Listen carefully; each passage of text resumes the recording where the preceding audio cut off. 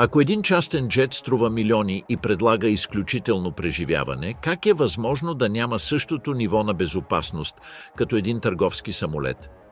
Интуицията ни подсказва, че би трябвало да има, защото малък, модерен самолет с луксозен интериор, опериран за избрани клиенти, изглежда по-контролиран и безопасен от гигант, който превозва стотици пътници всеки ден. Много хора асоциират частното с по-голяма грижа, с по-близко внимание, дори с по-голяма надеждност. Въпреки това, безопасността не зависи от цената на самолета, нито от лукса на кабината, нито от броя на седалките. Тя не зависи и от това дали въздухоплавателният съд е голям или малък, защото в авиацията тази интуиция подвежда. Истинската безопасност се изгражда върху нещо много по-дълбоко – архитектурата на риска. Тоест, целият технически, структурен, оперативен и регулаторен механизъм, който обгражда самолета от момента на проектирането му до изтеглянето му от експлоатация, и именно в тази система се появява фундаменталната разлика. Търговските самолети са проектирани, сертифицирани и експлоатирани за превоз на стотици хора ден след ден, без прекъсвания, чрез хиляди часове полети. Те са подложени на изключително строги транспортни регулации с изисквания за резервираност, структурни тестове, поддръжка и експлоатация, които представляват най-високото ниво в авиационната индустрия. Частните джетове, от друга страна, са създадени за друга мисия – гъвкавост, достъп до малки летища, персонализирана експлоатация, по-малко тегло, по-малко резервни системи и много променлива оперативна среда. Това не ги прави по подразбиране несигурни, но създава различна екосистема. Екосистема, която не следва същите стандарти и не е задължена да го прави, защото функцията й също не е същата. И тук се появява интересното. Не става въпрос за лукс срещу масовост. Става въпрос за разбирането защо дори когато и двата летят в едно и също небе, те не споделят същата основа на проектиране и същите нива на безопасност, изисквани от регулациите. Коренът на всичко започва с проста идея. Когато мисията е различна и проектът е различен, ако търговски самолет и частен джет не следват същата мисия, каква структурна разлика прави така, че да не споделят същия стандарт за безопасност? За да разберем, трябва да погледнем много преди сертификациите, поддръжката или регулацията. Трябва да видим момента, в който всеки е бил замислен, и проблема, който трябва да реши, защото там започва истинската разлика. Търговският самолет съществува, за да превозва стотици хора постоянно, предвидимо и повторимо, поради което експлоатационният му живот е интензивен, с ежедневни полети, непрекъснати цикли на излитане и кацане, дълги маршрути, стриктни разписания и огромно механично износване, натрупано за относително кратък период. Това изискване определя всяко дизайнерско решение, тъй като конструкцията трябва да е способна да издържа хиляди часове годишна експлоатация, а системите трябва да са подготвени за многократна резервираност, така че всичко да бъде достатъчно здраво, за да не застраши безопасността или да прекъсне операциите при изолиран отказ, когато това е възможно.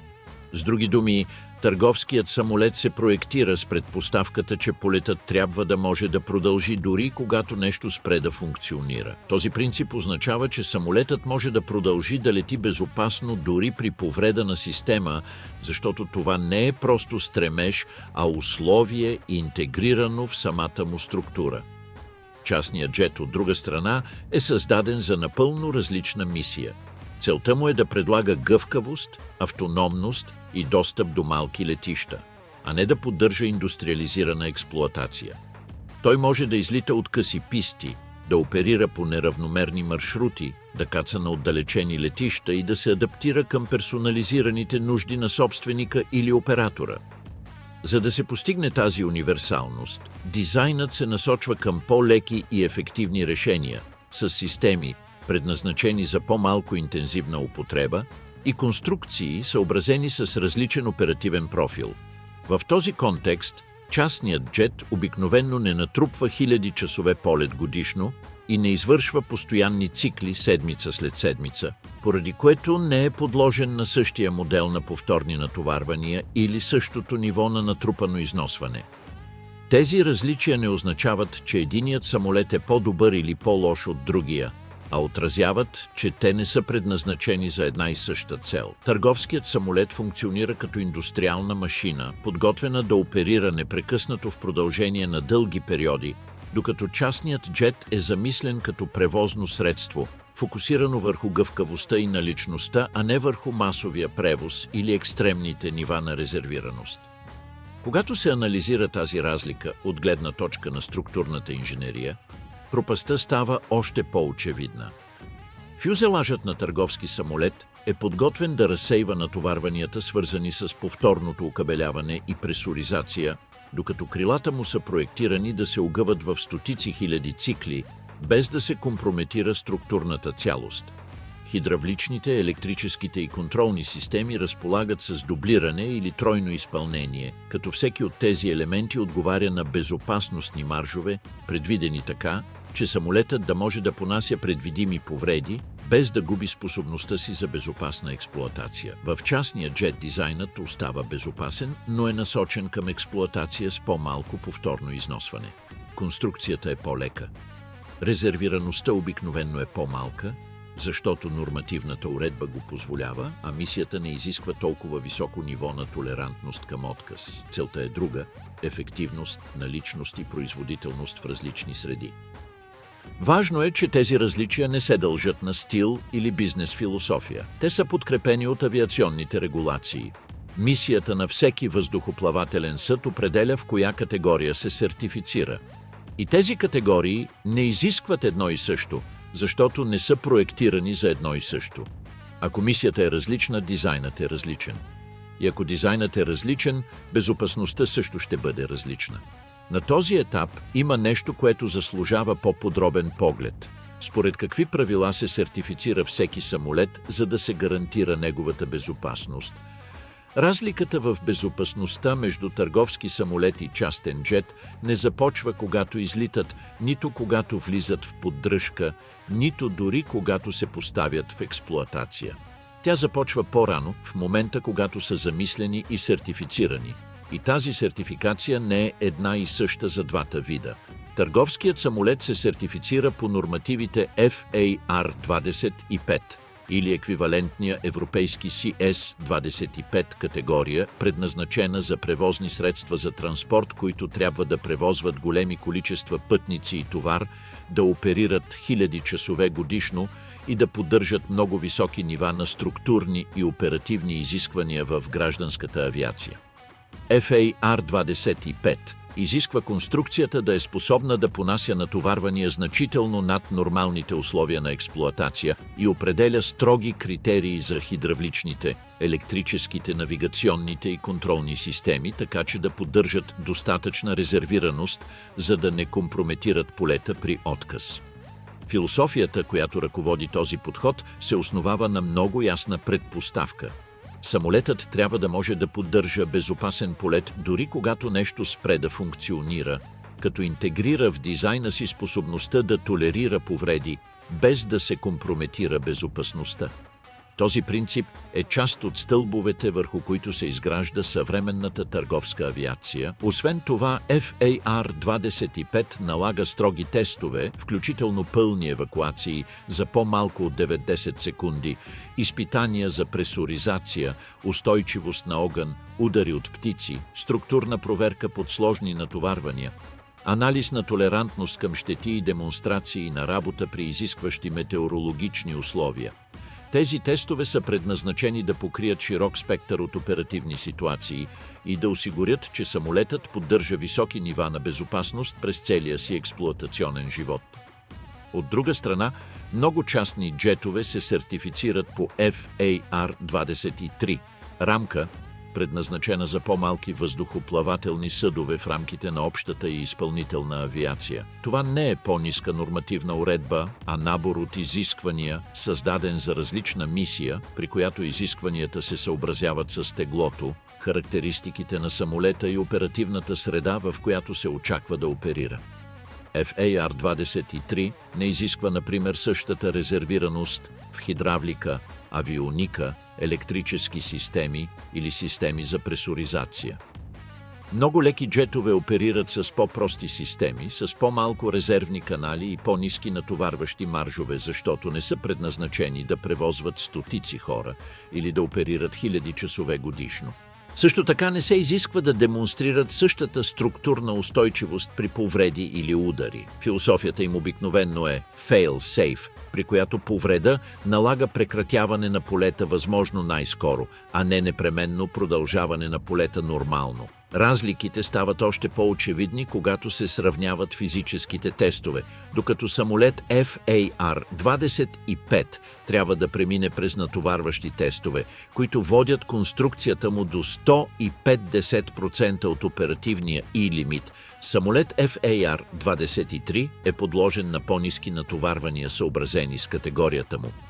Не защото е по-малко безопасен, а защото мисията му не изисква същите маржове. Това се отразява пряко и в начина, по който се изграждат двата типа въздухоплавателни средства, като търговският самолет включва резервирани системи, защото категорията му го изисква, конструкции, способни да издържат дълги цикли на живот, защото експлоатацията го налага, и критерии за толерантност към повреди, определени от сертификацията, докато частният джет може да е по-лек, по-прост и по-ефективен, защото правилата, по които се сертифицира, признават, че неговата оперативна среда е различна. Но сертификацията маркира само началната точка. След като влязат в експлоатация, самолетите навлизат в свят на поддръжка, експлоатация и стандартизация, който разширява тази разлика още повече. Ако търговският самолет е регулиран и тестван да издържа множество повреди, каква разлика се появява, когато и двата вида навлязат в реална експлоатация и поддръжка? В ежедневната практика тази разлика престава да бъде само нормативна и започва да се отразява в начина, по който всеки самолет се поддържа, експлоатира и интегрира в техническата си среда. Безопасността не се определя единствено в ръководствата, а в това как се прилага ден след ден в много различни оперативни системи. Търговските авиолинии оперират в строго индустриализирана система. Всеки полет е част от огромна верига, включваща техници по поддръжката, инженери по поддръжката, персонал по експлоатация, инспектори, регулатори и производители. В тази среда зад всеки самолет стоят стотици професионалисти, работещи координирано в система, в която поддръжката се организира прецизно чрез инспекции тип А, С и Д, определени по часове полет, цикли и календар, така че всичко да се поддържа стандартизирано и самолетът да запази целостта си дори при интензивна употреба. Освен това, техническата поддръжка се осъществява чрез глобални мрежи, които позволяват на авиолиниите да разполагат с резервни части, сертифицирани инструменти, актуализирана техническа документация и квалифицирани специалисти на основните летища, така че при откриване на несъответствие да се действа незабавно и при всяка релевантна аномалия в система експлоатацията да се спира съгласно установените процедури, защото оперативната безопасност е част от самото функциониране на системата. В кабината се наблюдава същото. Пилотите на авиокомпании преминават симулаторни тренировки на всеки 6 месеца с задължителни оценки на процедурите, действията при аварии, CRM и вземането на решения.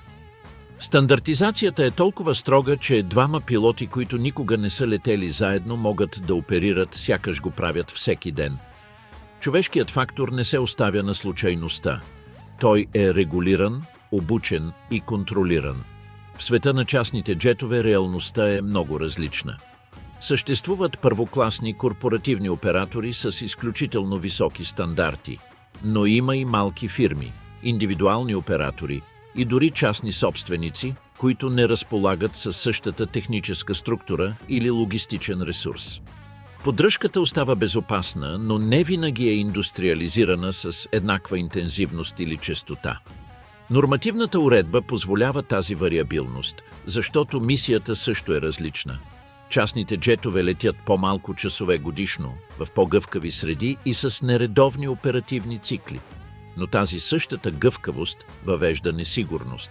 Планираната поддръжка съществува, но може да варира според бюджета, наличността на резервни части или вътрешните критерии на оператора. Друг ключов момент е управлението на резервни части и техническата поддръжка. Авиокомпаниите имат незабавен достъп до части на склад. Операторът на частен джет, от друга страна, може да зависи директно от производителя за получаване на специфични компоненти, което води до по-дълги времена за изчакване и в някои случаи до по-стриктни оперативни решения.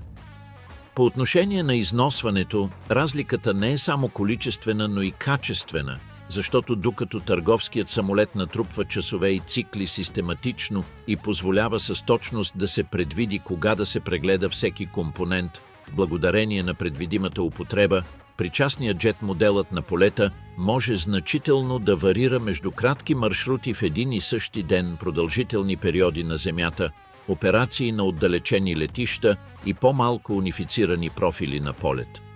Към този сценарий се добавя и човешкият фактор, който също въвежда разлики, когато се наблюдава как пилот на авиокомпания оперира по много дефинирани, стандартизирани процедури и в рамките на пълни екипи, докато частната авиация може да включва по-малки екипажи, по-ниско ниво на стандартизация и по-променливи оперативни среди.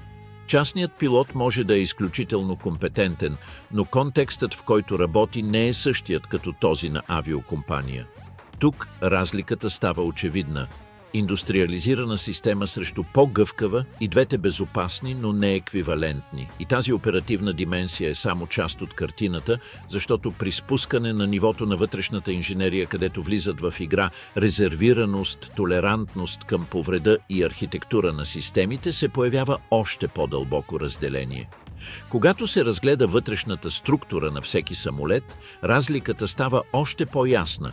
Не става въпрос за лукс, комфорт или естетика, а за това как системите са проектирани да управляват повреди и да абсорбират натоварвания в рамките на определени граници.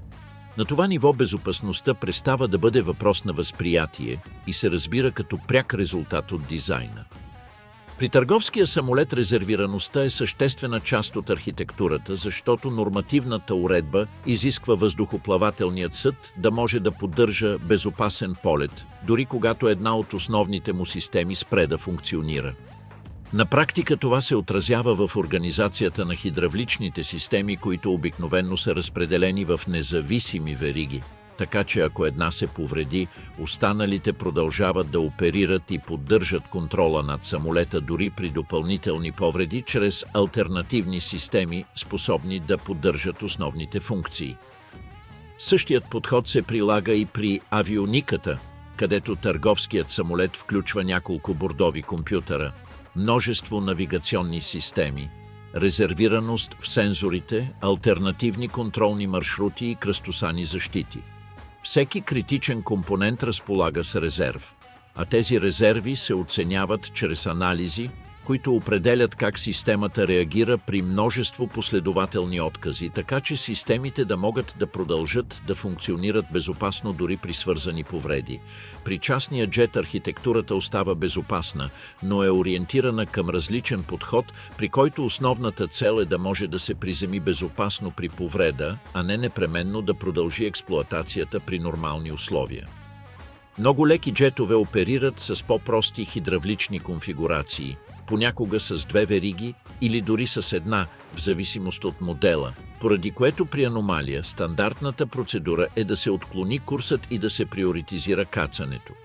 По същия начин електрическите системи и авиониката обикновено имат по-ниско ниво на резервираност, с по-малко налични резерви, защото дизайнът отговаря на различен оперативен профил. Това не е технически недостатък, а дизайн, съобразен с мисията им като самолети, които летят по-малко часове, превозват по-малко хора и оперират в различни среди, така че нормативната уредба FAR-23 не изисква същото ниво на резервираност като FAR-25, защото в рамките на тяхната категория това се смята за достатъчно, за да се постигнат оперативните цели. В структурен план физическите граници също отразяват тези различия, с крила, проектирани да издържат на екстремни цикли на натоварване в продължение на стотици хиляди часове и конструкции, способни да толерират повторни пресоризации, изискващи маневри, силни турбуленции и неблагоприятни метеорологични условия, Така че тестовете с крайно натоварване довеждат крилото до около 150% от оперативния му лимит, като демонстрация на предвиденото структурно усилие. В случая с частните джетове структурният марш остава безопасен, но мащабът е различен, с по-малко натрупана умора поради по-малък брой годишни цикли, така че конструкцията не е предназначена да издържа непрекъсната експлоатация за продължителни периоди, а по-скоро по-спорадични, гъвкави профили на полет с по-малко повторяемо износване. Отвъд инженерството също така влияят и реалните условия, в които оперира всеки самолет, от височините и маршрутите до летищата, профилите на полета и оперативния контекст, с който всеки се сблъсква на практика. С тези различия на ум е неизбежно да се разгледа какво се случва, когато всеки се изправя пред среди, височини и маршрути, които също не са еднакви. Как влияе този контекст върху начина, по който се управлява безопасността? На практика, оперативната среда въвежда динамики, които надхвърлят дизайна на самолета, защото начинът, по който се планират полетите, се наблюдават операциите и се управляват непредвидени ситуации, влияе пряко върху нивото на безопасност, което може да се поддържа при всеки тип експлоатация. Търговските самолети оперират в силно контролирана система. Техните маршрути са предварително определени, оптимизирани и наблюдавани от контролни мрежи, покриващи практически целия свят. Един търговски полет излита, знаейки точно какви нива на височина ще използва, кои маршрути ще следва, какви алтернативи са налични и какви процедури ще се приложат при всяка непредвидена ситуация. При крейсерски полет, търговският самолет обикновено лети на големи височини между FL-350 и FL-410. На тези нива трафикът е регулиран и самолетите разполагат с достатъчно марш, за да летят над турбуленция и неблагоприятни метеорологични явления. Освен това, тези полети се извършват в наблюдавано въздушно пространство, където контролерите гарантират разделяне, ред и безопасност на всеки участък от маршрута. Частните джетове оперират в по-променлива среда, където основната им сила е гъвкавостта да се адаптират към различни сценарии, което от своя страна предполага сблъсък с по-малко предвидими ситуации.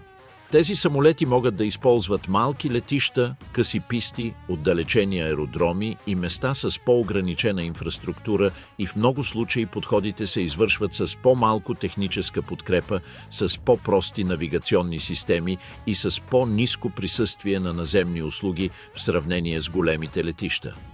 Височината, на която се извършва полетът, също въвежда различия, защото въпреки че някои модерни частни джетове могат да оперират на нива, сравними с търговската авиация, много от тях го правят на по-ниски височини, където метеорологичните явления влияят по-пряко, с по-голямо присъствие на лед, по-забележима турбуленция и по-плътни облаци, което увеличава вероятността да се срещнат по-сложни атмосферни условия по протежение на маршрута. В този същия контекст, използването на въздушното пространство въвежда още един слой различие, тъй като частният полет може да преминава през региони с ограничен или липсващ контрол, особено извън основните коридори, което означава по-голямо натоварване за екипажа, повече автономни решения и по-малко външна подкрепа, докато търговският полет рядко се извършва в среда, която не е широко документирана и наблюдавана. Към тези условия се добавят и ограниченията в производителността, които също влияят върху начина, по който всеки самолет може да реагира при взискателни сценарии, тъй като търговският самолет разполага с мощност и възможност да се издига над интензивна турбуленция, да управлява неблагоприятни условия или да изпълнява маневри с голям марш, докато много частни джетове, поради по-малкия им размер и конфигурация, могат да разполагат с по-тесни мържове при експлоатация в ситуации като високи температури, летища на голяма надморска височина, къси писти или товари близо до максимума. В същия контекст, планирането на полета също отразява тези различия, защото една авиокомпания трябва да предвиди допълнително гориво, съгласно строги правила за непредвидени ситуации и резервни летища.